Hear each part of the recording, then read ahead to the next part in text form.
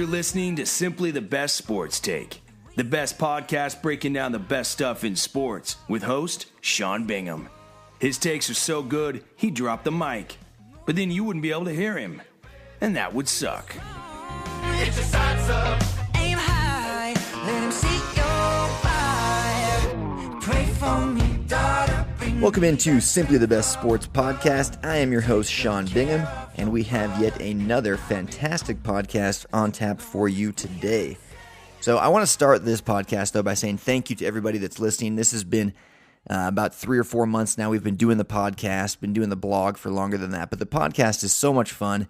It's growing tremendously. We see the growth on iTunes especially, SoundCloud as well, and other places, but thank you to each of you that listen.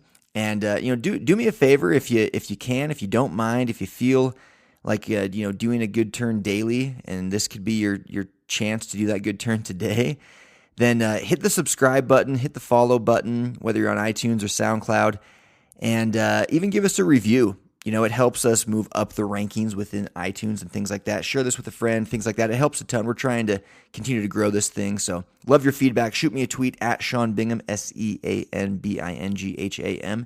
But enough for the plugs. Let's get into today's podcast.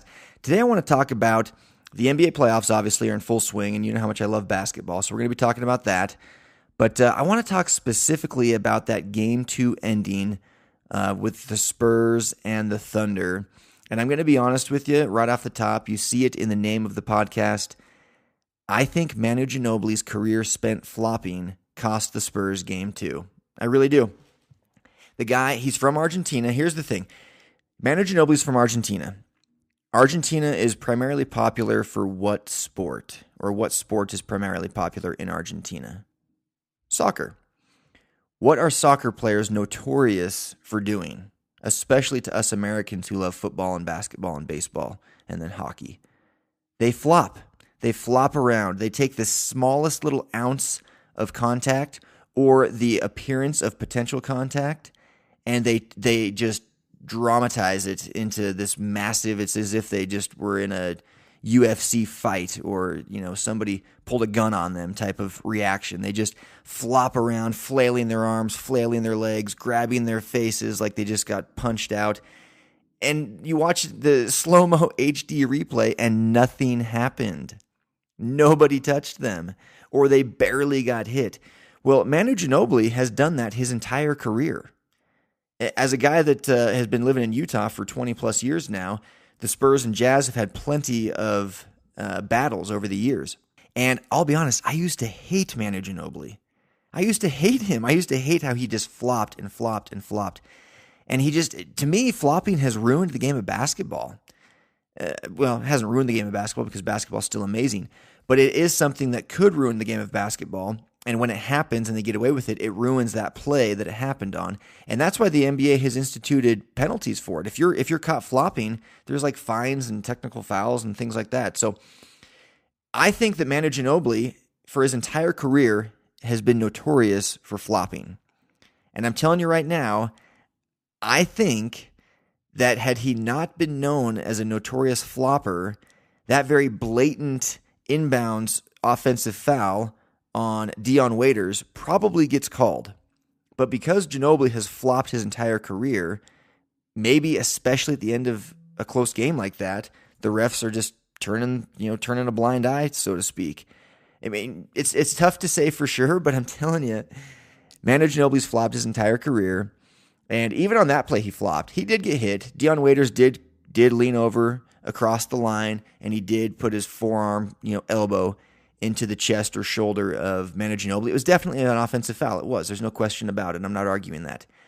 I'm saying that if anyone else was guarding the inbounds pass, that wasn't notorious for flopping, that probably gets noticed and gets called. So let's review the play for those that don't know exactly what's going on. Or I'm sure you've heard about it by now, but basically what happened was there was 13.3 seconds left in Game 2 on, what are we on today? Today's Wednesday, so it would have been Monday night. Game 2 of the Spurs and the Thunder. And the Thunder are up 1. It's in San Antonio. And Manu Ginobili is guarding the inbounds pass with Dion Waiters inbounding for the Thunder. And the 5-second count was winding down. In fact, he might have even reached 5 seconds, but the 5-second count was close. So Dion Waiters was struggling to inbound the ball. Great defense by the Spurs. So Manu Ginobili's all up in his grill, like really, really close, right? And it's not like, they've got like 3 feet supposedly, but it's not really like in, Little League ball where the refs like make you step back and it's like an easy inbounds thing. Manu Ginobili's all up in his grill. So Waiters, he's so close that Waiters can actually lean over. Waiters leans over and just kind of forearm shivers Ginobili back. And it creates a little bit of space, and then he chucks the ball in bounds. Durant kind of catches it, but it gets stolen by Danny Green, and then just all hell breaks loose. I mean, it's just the craziest play. Patty Mills ends up with the ball. Ginobili gives it to Patty Mills. Patty Mills throws up an air ball or a near air ball, and then there's a scrum for the ball underneath with Serge Ibaka and LaMarcus Aldridge, and then the buzzer sounds and the game's over and the Thunder win. So the Thunder win game 2 by 1 on the road in San Antonio, but you go back and look at the replay, and not only is there the obvious offensive foul by Dion Waiters on the inbounds, but then they also notice that Ginobili actually stepped on the line, which should have been a delay of game technical foul before the ball was inbounded, before he got forearm shivered. And then that you also see pretty much simultaneously as Dion Waiters is forearm shivering Ginobili, you see just to Dion Waiters' right as he's inbounding it there on the sideline, you see Kawhi Leonard tugging on the jersey of Russell Westbrook, which should have been called a foul. And you also see in front of, so behind Ginobili, in front of Dion Waiters, at about 3/4 court, in the back court, though, for where the Thunder would have been needing to go. Or, excuse me, in the back court for where the Spurs would have been needing to go, in the front court for where the Thunder were going. You see Patty Mills literally like bear hugging Steven Adams, the center for the Thunder. That should have been called a foul. It didn't. And then underneath, there was the scrum with LaMarcus Aldridge and Serge Ibaka. And that's one that I was surprised didn't get called because it did look like a pretty intense battle. It was kind of a loose ball, and so it's like, who do you call the foul on? But Serge Ibaka definitely got his hand into LaMarcus Aldridge's jersey, and it's very, very obvious in the replay. So the NBA comes out, and everyone's talking about the offensive foul on Dion Waiters, and how could you possibly miss that? And Chris Webber goes off during the broadcast there on TNT. He's with Marv Albert, and he just is beside himself at how the refs missed that call and how they need to be held responsible, and they should get fines, kind of like Dwayne Wade's wife was doing after D Wade had that Game 6 last second play where he clearly got fouled and the refs swallowed their whistle there too. So Chris Webber's going off about the offensive foul, so it just becomes huge news, and it's very easy to see on the replay that Waiters hits him.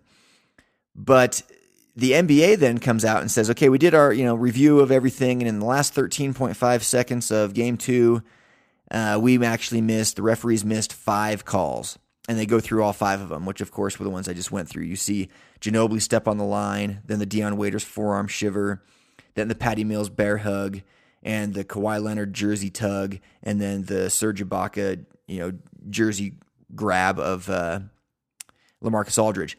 So they go through and they say all these things, which in my opinion, like some of those things, those happen all the time. Like the little teeny jersey tug, like that happens all the time. Stepping on the line on the inbounds pass, I would imagine that happens quite a bit and doesn't get called, doesn't get noticed. The bear hug was pretty obvious, in my opinion. But I think what happened was, I think the NBA was getting such bad publicity for the referees and the missed forearm shiver offensive foul call that they thought, let's go review the whole play. It'll be easy to find these other things. And we can point out that the Spurs made 3 errors before the forearm shiver. And so it makes the forearm shiver irrelevant, right? If they had called Ginobili for stepping out of bounds, then, technically according to the rule book, right, they should have, well, then all of a sudden the forearm shiver never happens because Ginobili's called for delay of game, technical foul. Before that, the Thunder get a free throw and then they get the ball inbounds again. And so they make a point of showing that, okay, well, look, he stepped out of bounds. Of course, the NBA is not saying like, hey, we missed these 5 calls, but the Spurs, still would have lost or still should have lost. They're not saying that, but that's what they're saying. If you catch my drift, they're trying to make sure everybody knows that even though Dion Waiters forearm shivered Manu Ginobili, the outcome of the game was correct. And you know what? I agree with them. I do think it's them saving face, but I do agree that the outcome of the game was correct. I do think the Thunder won that game fair and square. And I think there's missed calls all the time in basketball, and a lot of calls are subjective, or whatever. Is it objective or subjective? Subjective? I don't know. You can have an opinion on it. So there's a lot of calls that could go either way, and a lot of calls get missed, and a lot of calls shouldn't have been made that are, and superstars get preferential treatment, and things like that happen. We get it. But what bothers me is how, the Dwayne Wade thing, and then this game too, of course, with the Spurs and the Thunder that we're talking about, it bothers me that the referees are swallowing their whistles and changing how they officiate in the last minute of close games. Be consistent.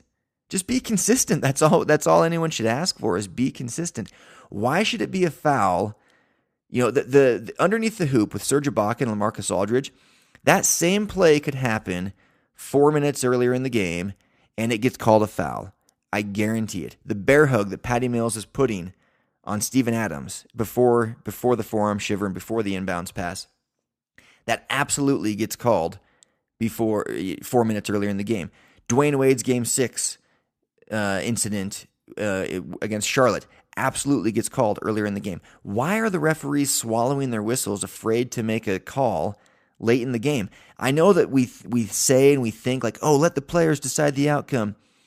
Well, that's what you're doing by saying D. Wade got to the hoop and got fouled. Like, if he got fouled, then call the foul. If LaMarcus Aldridge gets a loose ball and goes up for a layup and gets his jersey ripped down and his arm slapped and the ball falls out, that's a foul. If Steven Adams is trying to get open and is getting bear hugged by a smaller Patty Mills, and so therefore he can't be open to catch an inbounds pass, that's a foul. So the players are deciding the outcome, and you're not allowing them to when you swallow your whistle on something that truly is a foul. If Dion Waiters, if Ginobili's playing great defense and can't, Dion Waiters can't see past him and get a good inbounds pass, they are deciding the outcome of the game. The 5-second call should happen, and if Dion Waiters leans over and forearm shivers Ginobili, call a foul. So it bothers me that the whistles are being swallowed late in games when they shouldn't be. If it's a foul, it's a foul. If it's a foul with 30 minutes to go in the game, it's a foul with 10 seconds to go in the game. It shouldn't matter if it's the first quarter or the last 10 seconds of the fourth quarter, and it shouldn't matter what the score is. A foul is a foul, and the referees need to be consistent. So that's my beef with the refs. My beef with Ginobili, though, is he's been flopping his entire career, and I think it cost him. I think it came back to bite him. Because it was so obvious. It's so blatantly obvious. The referee is standing right there. Now, you see from the other angle, he does glance down briefly at the feet. He wants to see if Dion Waiters is still out of bounds and if Ginobili is still in bounds, which at that particular moment they were. We know, of course, that Ginobili stepped on the line earlier than, prior to that. But the ref does glance down briefly at their feet, and it's about that same time that Waiters reaches out and does the little forearm shiver. But I'm telling you, it's right there in plain sight. Like the referee is standing there and he's staring at them, and he doesn't call the foul. And Ginobili exaggerates it like he's done his whole career, and his whole career he's been guilty of crying wolf. He's the wolf crier. He's the guy that just whines and complains and wants a foul and flops around and flails his arms and pretends like he just got run over by a truck. And then we watch it in HD slow-mo replay and realize that none of that happened. He didn't even hardly get touched. He's just trying to draw a foul cheaply, like soccer players do. I don't hate soccer, but I hate that part of soccer. I hate that you can have a guy like barely like whiff his elbow past your shoulder and you'll pretend like he just poked your eye out, So Ginobili's been guilty of that his whole career, and I honestly think it cost him. I think if somebody else was guarding the inbounds pass, I think that call gets made because it was a very obvious foul. It was very, very obvious. I think the other ones kind of just got missed, like Ginobili stepping on the line or Kawhi Leonard tugging on Russell Westbrook's jersey. Things like that, they get missed all the time in basketball, but somebody reaching across the line and elbowing a guy in the chest, literally right in front of the referee who's staring at them, covering that part of the play, I don't see how that gets missed. But when you're Manu Ginobili and you're flopping backwards like you just got hit by a train, then it happens. So Ginobili can look in the mirror and blame himself for a career of flopping, and that's what cost the Spurs that game. I'd love to hear your thoughts. Tweet me at Sean Bingham, SeanBingham. I want to hear your thoughts. I still think the Spurs are going to win this series. It is interesting, though. If I'm not mistaken, the only two teams to beat the Spurs at home this year now are the Warriors and the Thunder. The Warriors did it once in the regular season, and now, of course, the Thunder in the postseason. So this could be a good series. It's young athletic talent versus young athletic talent, and then oddly enough, the role players on the Spurs are Hall of Famers like Tim Duncan. It's crazy that Kawhi Leonard and LaMarcus Aldridge have just totally taken over that team, and Ginobili, Parker, and Duncan are still really good players and they're contributors, but they're third, fourth, fifth options on offense compared to 1 and 2 Kawhi and LaMarcus. And LaMarcus is just playing out of his mind right now. He had 41 in game 2, and it was funny. Greg Popovich, he's notorious for his interviews, right? Is there a more fun guy to watch get interviewed than Greg Popovich? So after the game, as a female reporter, that's all I know, just because you could just hear the voice. But a reporter asks him, she says, L.A., LaMarcus Aldridge, L.A. had 41 tonight. What would you say of his effort? And of course, they're just coming off this like heartbreaking loss that they feel they got robbed on. And Pop kind of chuckles and he's like, well, I'd have to say it was good. His effort was good, right? So it was LaMarcus Aldridge is playing great, and the Spurs, I think they're fine. Honestly, I think they're going to steal one in Oklahoma City, and then maybe they were able to close it out, back home in 5. Maybe they can win 3 straight, but probably not. This could go 7. It could go 6. I mean, the Spurs are a fantastic road team. They're a really, really good road team, so they can win either way. So I see this one going probably at least 6 games. It could even potentially go 7. I could see the Thunder winning 2 at home. But I think in the end, the Spurs are going to win this, and my guess is 6. If I'm making a prediction, I'm saying Spurs win it in 6, which means they're going to win 2 games on the road. But Durant and Westbrook, they're good, so we'll see. But in the other playoff matchup, let's shift to the other series there in the West, the Warriors and the Blazers.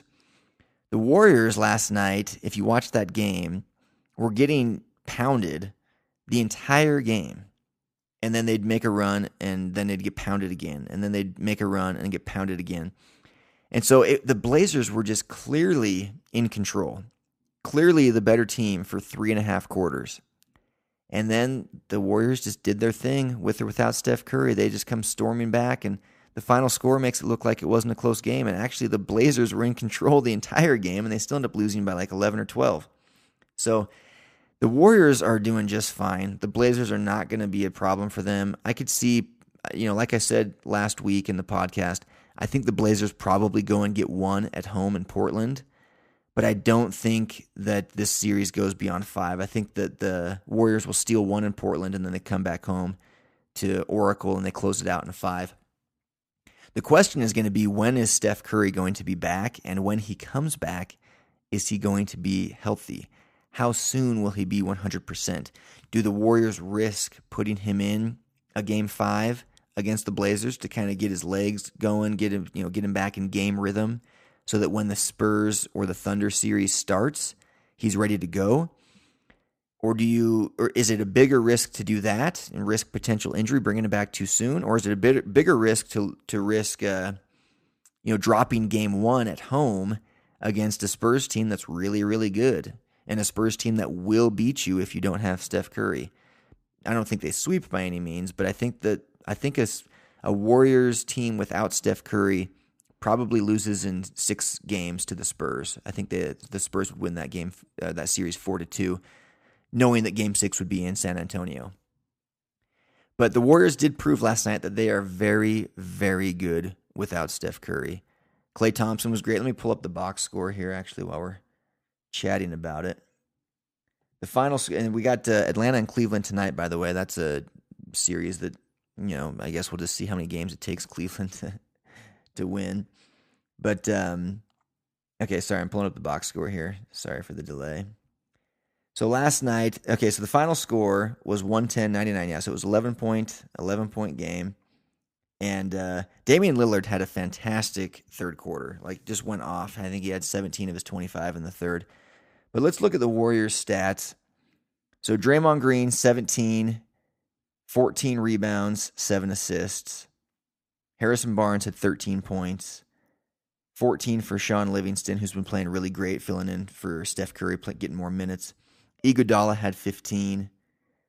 Barbosa had 7. I thought he played pretty well at times. He had 13 minutes is all. But then Klay Thompson, 27 points. Only 7 of 20 shooting, which was the same for Draymond Green, 7 of 20 shooting. So they didn't shoot that well. And from 3, the Warriors were 8 of 24. But as a team, that's really not bad. That's 33% as a team from three-point land. That's still pretty good. But Thompson was 5 of 14. Draymond Green was 0 for 5. So they definitely have had, better shooting nights, and they didn't have Curry, and so that's what convinces me how good they are. I mean, you have a team that's known for their fantastic shooting, and you have your 2 best players go 7 of 20, each of them, so a combined 14 of 40, and a combined 5 of 19 from behind the three-point line, and you still win by 11? That's scary. If you're any other team in the NBA, that's scary. The Warriors are really, really good. I still think that without Curry, the Spurs would beat them.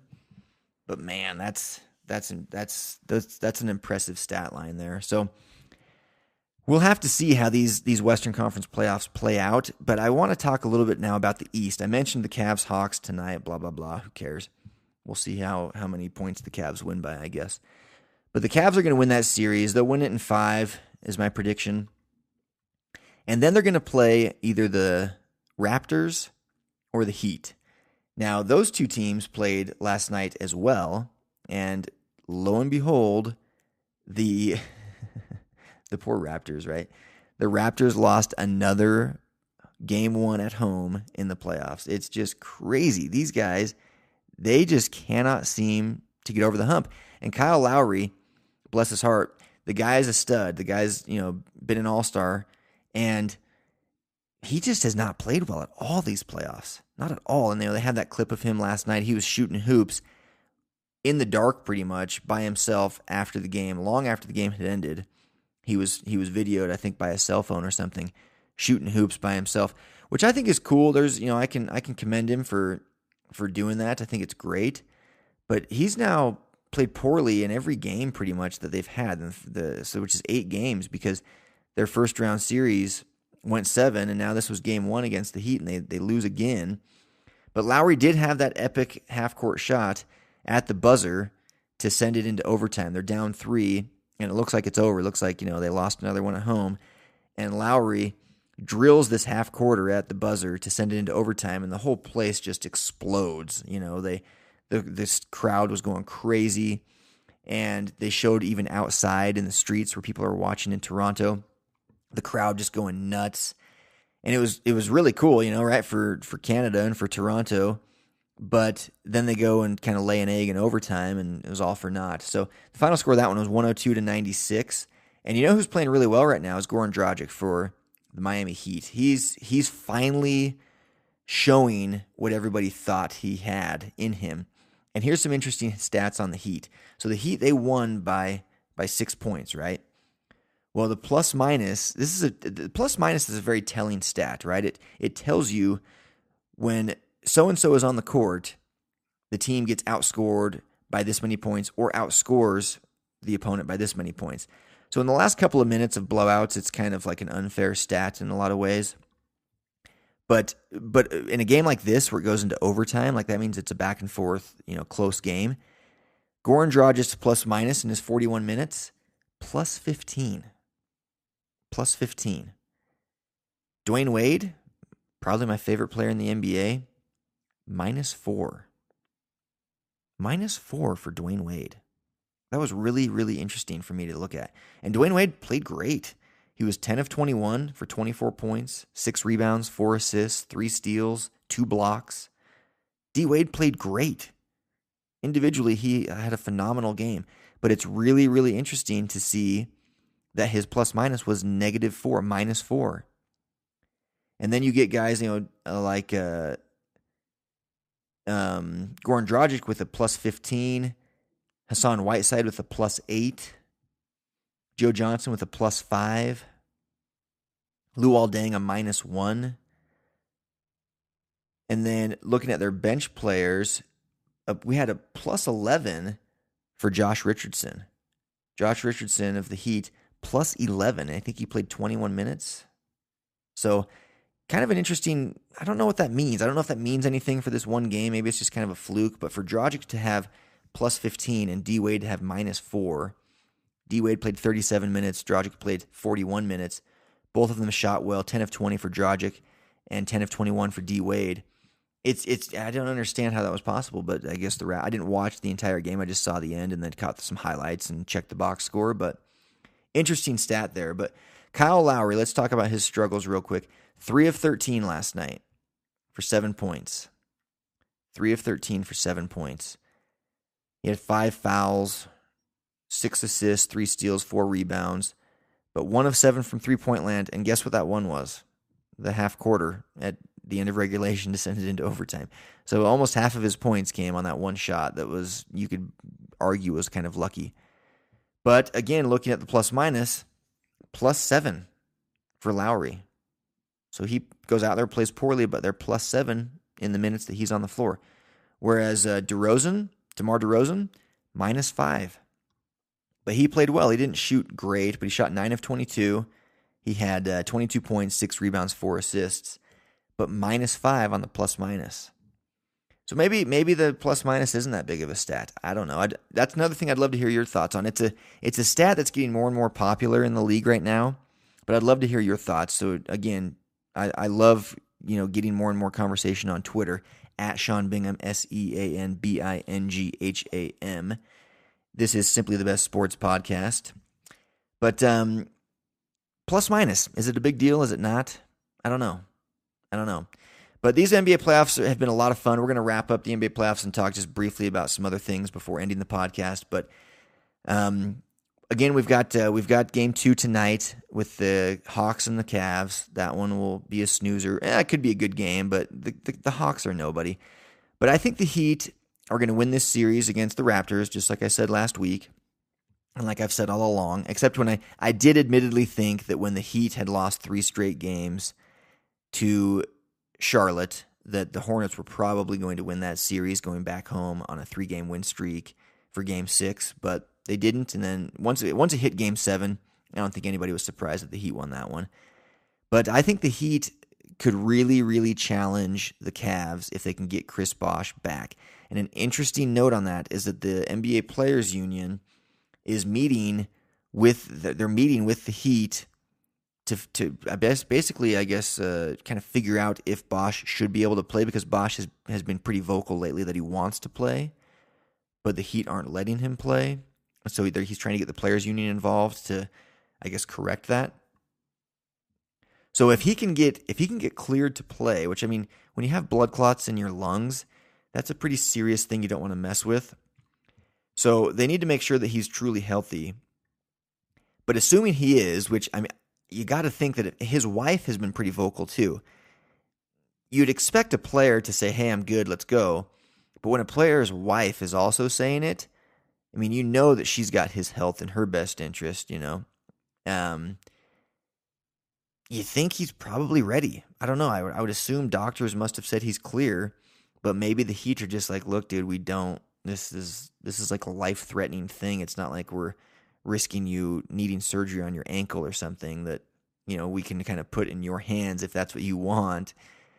This is like life-threatening, right? Like, can you imagine, heaven forbid, but can you imagine if something, like that happened on the court? So I think that's why the Heat are being so careful about it. But we'll see. I think that if Chris Bosh comes back for the Eastern Conference Finals, assuming that the Cavs get there and assuming that the Heat get there, that could be a really, really interesting matchup. A healthy Chris Bosh back on the Miami Heat against LeBron James and the Cavs. That could be a really, really good matchup because Bosh is probably their best player at this point. I know D Wade is the man, and like I say, he's my favorite player.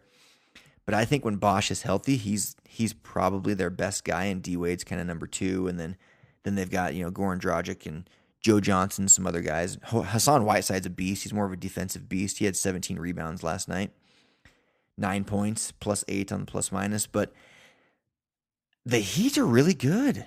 They're really good, and with a healthy Chris Bosh, they're even better. They're finally playing like a team. They've got veterans. They've been there before. They've got championships. They could do it. I think they could do it. So really interesting matchup there in the East if Bosh can come back. But the West is where it's at, and I think we're going to see Spurs and Warriors. And if Curry's back, then the Warriors win. If he's not, then the Spurs win. That's my prediction on that one. I can't predict until I see what Curry, what's going to happen with Curry. If he's there, then they win. If he's not, then they don't. It's that simple to me. But they're going to get past the Blazers either way. So one last thing I wanted to touch on before ending the podcast, Bryce Harper. Bryce Harper is a guy who's, I think, 24 years old. And yesterday he signed what is being touted as the largest endorsement deal in the history of sports with Under Armour. Under Armour is crushing it right now. They got Steph Curry, the MVP, best player in basketball. They got Bryce Harper, the MVP, the best player in baseball. They got Jordan Spieth, winner of the Masters, U.S. Open, arguably the best golfer in the world. They've got some of the best talent in the world joining their brand. They're the only competitor to Nike at this point, in my opinion. I mean, I feel like they've far surpassed Reebok, and I would even say they've surpassed Adidas. Maybe a lot of people may not say they've passed Adidas. I don't know what the numbers are, but Under Armour's doing great. But Bryce Harper, the largest endorsement deal in the history of sports. But what's interesting is that they're telling us that when they're not telling us the number. And I guess that's their prerogative, but so we don't know how much Bryce Harper got paid by Under Armour, but supposedly it was the highest and largest endorsement deal in the history of sports. So I'm curious if you think he's worthy of it. Tweet it at Sean Bingham, SeanBingham. Yes, I'm trying to push my Twitter this podcast. Forgive me. But I'm curious, is Bryce Harper worthy of $100 million plus, endorsement? Could have been $250 million. I have no idea. But it's a lot of money. And he's going to be a free agent, in like 2018 or something like that? And I think he'll be 26 at the time. Is he going to get the largest contract ever in baseball? Probably. Will he stick with the Nationals? Man, I hope so, because I'm a Nats fan. So I grew up in the D.C. area. That's why I'm a diehard Redskins fan. And I also love the Nationals. And I love the Orioles because when I was a kid, the Nationals at the time were, of course, up in Montreal, Canada. They were the Expos. And it's just been in the last decade or so that they've been down in D.C. But ever since they got there, they've become my first love in baseball with the Orioles. A second place, not a super close second, but they're in second place in my heart. But both those teams, I love that they're in different leagues. One's in the AL, the Orioles are in the American League, and the Nationals are in the National League. And they're both in first place right now. So could be a fun baseball season for me. Baseball's tough to get into, though. It's like there's 162 games. I have a hard time following. I was just talking to the producers of the show, Johnny Spock and Phil Hyatt, who helped me out with some stuff from time to time with research and whatnot. Was just had a little meeting with them before starting this, and was telling them, like, guys that watch every single game, like I have a friend who's a diehard Dodgers fan. I've got a buddy who's a diehard Orioles fan, and they don't miss a pitch. I just don't know how that's possible. How do you do it? How do you watch 162 games? It's just, the season's too long. It's too long. And they need to start it like a month later, and they need to end it a month sooner so that the World Series is over by like mid-October. And they need to not even start until May, middle of May. Let's try and cut out like 50 games or even 62 games. Let's make it a 100-game season. Even that would be too long, but let's just start. But they'll never do it. They make too much money, and there's too much tradition in baseball and blah, blah, blah. I love baseball, but pretty much not until August. I mean, I know that, for instance, the Orioles and the Nationals are both in first place in their divisions. But anyway, Bryce Harper, largest endorsement deal ever. And, it's interesting. Who's truly worth more? Is Bryce Harper worth more than LeBron James? Is he worth more than Steph Curry? Is he worth more than Michael Jordan ever was? I mean, it's years have gone by. There's social media, there's inflation, there's things like that. But Michael Jordan's arguably like the most famous person in the world still, and he hasn't been playing for 15 years. So I'm curious if Bryce Harper is truly worth that, but who knows? Who knows? That's it for the podcast today. We're going to try and do another one within the next, we'll do one every week, of course, but I want to do one about football injuries. I went and saw the movie Concussion, and I know it's been out for a while, several months, but I finally watched it, and I know it's kind of an anti-NFL movie. There's very much like a political background to it. You can just feel it. But there's a lot of truth that they put forth in that movie as well. And now there's a BYU star, Luke Staley. You know I'm a BYU guy. Luke Staley was a star running back in like 2000 for BYU Cougars. And he had an article come out in the Deseret News, which is, second biggest newspaper in Utah, basically saying how football's like ruined his quality of life. He's had like 23 surgeries. So I kind of want to get some football players together and talk about that. I mean, I played football for a year in high school, but I have no idea what their bodies are really going through. Like I don't know what it's like to go and practice every day, 6 months of the year for a decade, for 2 decades, if you're doing it from Little League through like all the way through the pros or something. So I'm going to try and line up some interviews and just talk about that with these guys. I want to get some honest opinions, maybe even get a doctor on the show. Because I'm curious, like if football, it's growing every day in popularity, but now we're seeing guys retire young from the NFL, and you're hearing stories like this Luke Staley story. You're seeing the movies that come out like Concussion. Is football in trouble? Is medical problems going to catch up to football to the point where it starts to lose popularity? The kickoff keeps getting changed in football. They clearly don't want players running full speed at each other. So I kind of want to break all that down and just dive into it. So I'll work on that, and we'll see if we can have another podcast. But again, that's it for today's. If you took anything from today's podcast, it's this: Manu Ginobili is a flopper. Ginobili's a flopper. It's his fault they lost game 2. And the refs at the same time, though, need to not swallow their whistle. They need to be consistent from point A to from tip-off to final buzzer. A foul needs to be a foul, and it needs to be the same. You don't see umpires in the major leagues calling something a strike in the first inning, and then in a tie ball game, not calling the same pitch a strike. And if they are guilty of that, they're hammered for it. So they need to do the same with the NBA officiating. But again, that's all for the podcast today. Thank you for joining. Be sure and subscribe and rate and follow and all that good stuff. We're growing this thing consistently. And we love you guys. Peace. Thanks for hanging with Simply the Best Sports Take.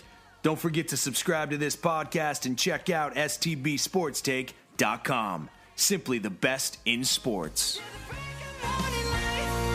'Cause we are